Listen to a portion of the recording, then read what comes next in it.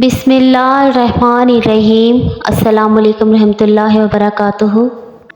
मोहतरम नाज़रीन, अल्लाह पाक ने ज़मीन आसमान में जो कुछ भी पैदा फरमाया वो हर चीज़ किसी न किसी मसलहत के तहत पैदा फरमाई।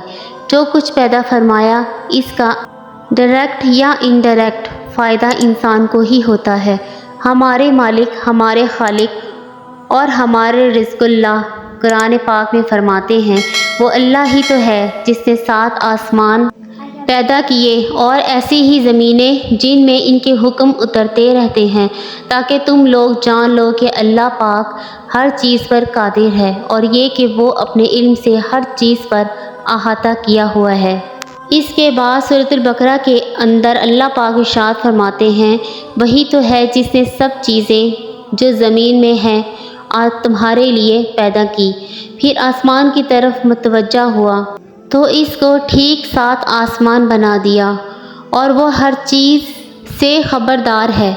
अब आयत मुबारका से ये वाज़ा हो जाता है कि वो आसमान जिसे हम अपनी ज़ाहिरी आँखों से आज देख रहे हैं वो महज एक आसमान तक महदूद नहीं है, बल्कि इस तरह के और इससे मिलते जुलते 7 आसमान या कायनातें मौजूद हैं जो हमारी नज़रों और सोच से बहुत बहुत दूर हैं। बिल्कुल इसी तरह से 7 ज़मीनों का भी जिक्र किया गया है, जो एक साहिब अक़ल शख्स के दिमाग में ये सवाल ज़रूर पैदा कर सकती है कि तह बेतह 7 आसमानों से और 7 ज़मीनों से दरअसल मुराद क्या है। क्या वाकई ही हमारी इस कायनात के जैसी कई और कायनातें भी मौजूद हैं जहाँ पर इंसानों जैसी या कोई भी और मखलूक वजूद रखती है। दोस्तों प्लीज़ सब्सक्राइब माई चैनल। और यहाँ पर अल्लाह ताला के अहकामात भी नाजिल होते हैं या कि हमारी मौजूद कायनात से बिल्कुल अलग और जुदा है, या फिर इससे मुराद ज़मीन के गिर्द मौजूद कुदरती हिफाजती तय हैं, या फिर ओज़ोन लेयर वगैरह हैं जो कि हमारी ज़मीन को हर लम्हा पेश आने वाले बैरूनी ख़तरात से बचाती हैं और ज़मीन पर ज़िंदगी के वजूद को कायम रखने के लिए इंतहाई ज़रूरी है। जहाँ तक आसमानों की बात है तो इस बात के अंदर कोई शक नहीं कि 7 आसमानों से मुराद हमारे आसमान जैसे 6 और जहाँ भी हैं जिसका वाज़ेह तौर पर ज़िक्र कुरान करीम के अंदर कई मकामात पर किया गया है। कुरान करीम के अंदर 250 से ज़्यादा मकामात पर आसमान का जिक्र किया गया है। अल्लाह पाक इरशाद फरमाते हैं कि हम ने तुम्हारे ऊपर 7 मजबूत आसमान बनाए। बिल्कुल इसी तरह से अल्लाह पाक ने मज़ीद फरमाया, 7 आसमान और ज़मीन के अंदर जो लोग भी हैं सब के सब अल्लाह की तस्बीह बयान करते हैं और मखलूक़ात में कोई भी चीज़ नहीं मगर इसकी तारीफ़ के साथ तस्बीह करती हैं, लेकिन तुम इसकी तस्बीह को नहीं समझते।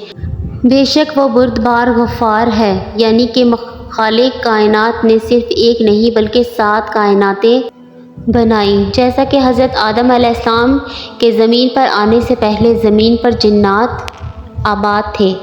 इसके अलावा रसूलुल्लाह सल्लल्लाहु अलैहि वसल्लम का सफ़र मेराज इस बात का वाज़ेह तरीन सबूत है, जब अपनी जितनी सवारी पर बुराक पर सफ़र करते हुए हज़रत जिब्राईल अलैहिस्सलाम के हमरा तमाम आसमानी रास्तों को आप सल्लल्लाहु अलैहि वसल्लम ने पार किया, जिसके अंदर 7 आसमान भी शामिल हैं।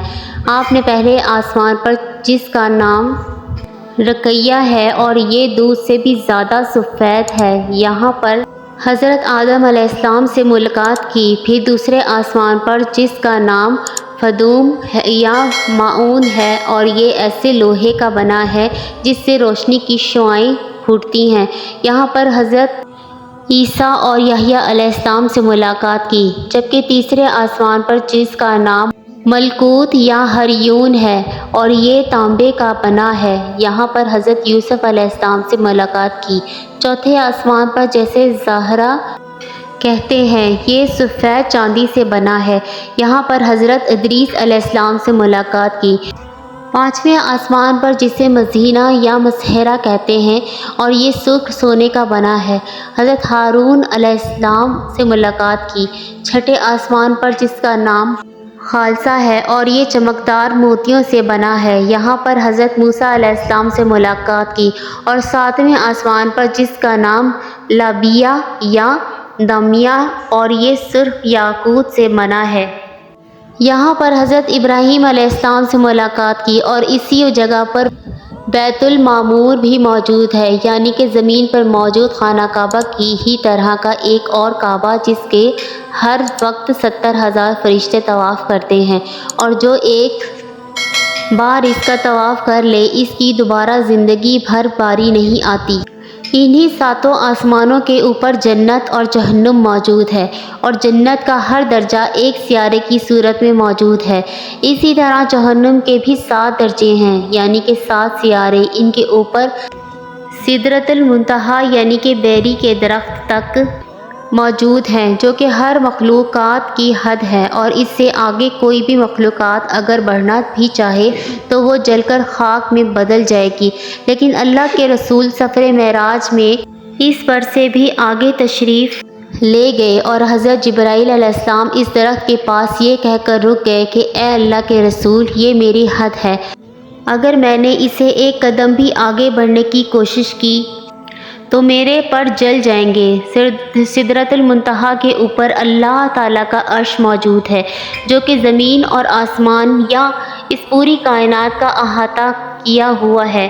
قیامت کے روز ہر زندہ چیز کو فنا ہونا ہے، اس لیے جنت اور جہنم کو 7 آسمانوں سے الگ جدا بنایا گیا ہے، کیونکہ قیامت کے بعد بھی وہ قائم رہیں گے۔ قرآن کریم کی جن آیات کے اندر آسمانوں کے بعد زمین جیسی 7 زمینوں کا ذکر موجود ہے، اس سے مراد زمین کی تہہ میں موجود کوئی لیئرز نہیں ہیں، مثلاً کرسٹ، مینٹل اور رو وغیرہ، بلکہ انہی آسمانوں میں زمین جیسی کوئی اور زمینیں بھی موجود ہیں۔ اور ان آیات کے اندر زمین کا حوالہ دینے کا مطلب یہ ہے کہ وہاں پر بھی ہماری زمین ہی کی طرح کوئی زندگی موجود ہو سکتی ہے، اور یہ زندگی کی صورت کے اندر موجود ہے اور ہم کچھ نہیں جانتے۔ اس کی مثال دینے کی وجہ یہ ہے کہ زمین زندگی کی علامت ہے، اور آسمان بھی صرف اس کے بارے میں جانتے ہیں۔ جب انسان کی موت کا وقت قریب آتا ہے تو اس کی روح کو ہر ایک آسمانی دروازے سے گزار کر عالم ارواح کے اندر لے جایا جاتا ہے، جہاں پر قیامت تک آنے والی روحیں انتظار کرتی ہیں۔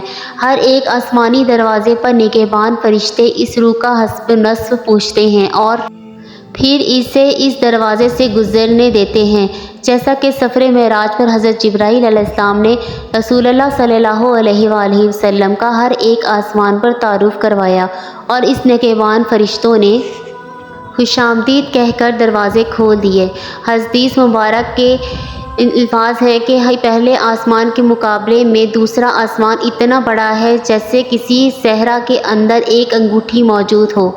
یقیناً آپ بھی اس کا اندازہ لگا سکتے ہیں، یعنی کہ نہ ہونے کے برابر۔ اسی طرح مزید فرمایا کہ دوسرا آسمان پہلے آسمان کے مقابلے میں اتنا بڑا ہے کہ دوسرے آسمان کو صحرا سمجھ لو، اور پہلے آسمان کو ایک انگوٹھی جو اس صحرا کے اندر موجود ہے۔ اور اسی طرح سے 7 آسمانوں کے بارے میں آپ نے یہی بیان کیا کہ ان 7 آسمانوں کے اندر ہر ایک آسمان دوسرے آسمان سے سائز کے اندر ناقابل یقین حد تک بڑا ہے، جس کے اوپر اللہ کا عرش موجود ہے، اور اللہ کا عرش اتنا بڑا ہے کہ 7 آسمان اس کے سامنے صحرا میں ایک انگوٹھی کے سائز کے برابر ہیں۔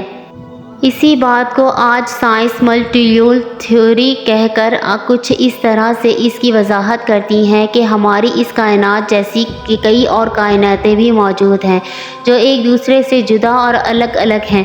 اس پر دنیا کے سبھی سائنسدان یقین رکھتے ہیں، جیسے مشہور کازمالوجسٹ ڈاکٹر ایلن گودھ نے نیومیریکل کلیکشن سے ثابت کیا اور بتایا کہ جس کائنات کو ہم اب تک سب کچھ سمجھ رہے تھے وہ دراصل ہماری اس پوری کائنات کا ایک چھوٹا سا ٹکڑا بھی نہیں ہے جسے ہم یونیورس کہتے ہیں، بلکہ اصل کائنات، یعنی کہ ایسی کائنات جسے ہم تو دیکھ بھی نہیں سکتے، نہ ہی اس کا مشاہدہ کر سکتے ہیں اور نہ ہی کبھی اسے دیکھ پائیں گے، یعنی کہ ایک آسمان سے دوسرے آسمان تک کی دوری، یہاں تک پہنچنے کا وقت ناپنے کے اندر شاید وقت کا پیمانہ ہی کم پڑ جائے، جہاں تک انسان پہنچنے کا تصور بھی نہیں کر سکتا۔ بلکہ حقیقت تو یہ ہے کہ وہ اپنے قریب ترین چاند پر بھی جانے کے قابل نہیں ہو سکا۔